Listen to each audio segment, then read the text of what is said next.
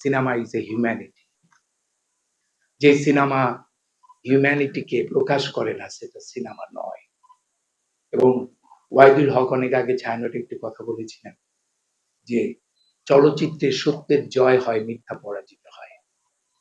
সত্যি আজকে আমি এটুকুই বলবো, বাংলাদেশে একটি ইতিহাস রচিত হতে যাচ্ছে।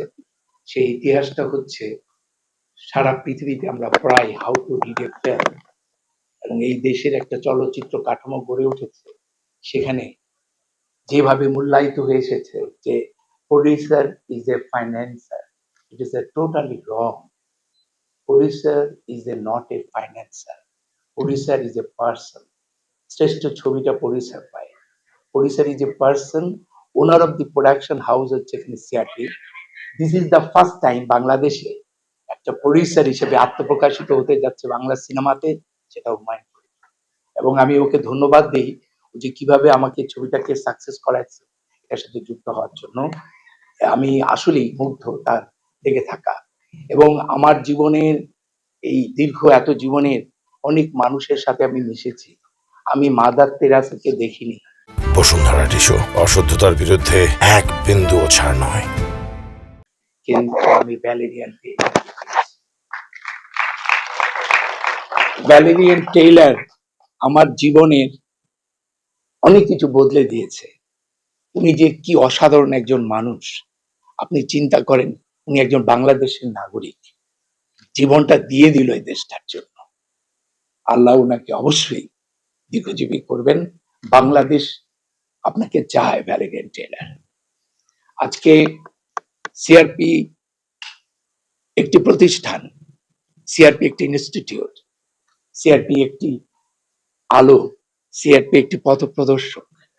এই সিআরপির মতো সাথে কাজ করতে পেরেছে আমি চাইনি প্রথমে। আপনারা হয়তো ভাবছেন এটা একটি ইস্যু বেসড ফিল্ম, না, এটা একটি পরিপূর্ণ চলচ্চিত্র। আপনারা দেখবেন এখানে অভিনয়। যাই হোক, আমি শুধু এটুকুই বলবো যে আজকে এই ছবির সাথে তারা যুক্ত হয়েছে, যাদেরকে আমি ডেকেছি তারাই রাজি হয়েছে।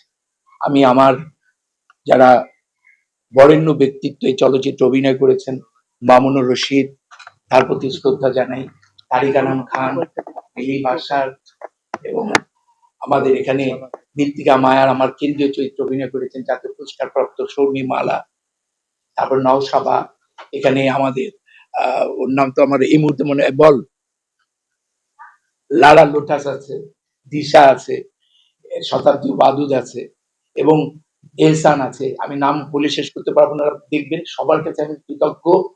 এবং যারা নন অ্যাক্টর, আপনি তাদেরকে কিভাবে মূল্যায়ন করবেন এই বড় বড় সেলিব্রিটির পাশে, এইটাই ছবিটির চ্যালেঞ্জ। এবং সেরিব্রাল পালসি পৃথিবীতে আমার মনে হয় কিছু কিছু জায়গায় এই নিয়ে ছবি হয়েছে, কিন্তু এরকম পরিপূর্ণ ছবি পৃথিবীতে আগে কোথাও হয়েছে কিনা আমি জানি না। So this is the first film আমাদের সাবকন্টিনেন্টে যেটা সেরিব্রাল পালসি নিয়ে এই ছবিটি হলো। সেরিব্রাল পালসিটা আপনারা ছবির মধ্যে সব পাবেন, কিন্তু এটা একটি ইস্যু বেসড ফিল্ম না।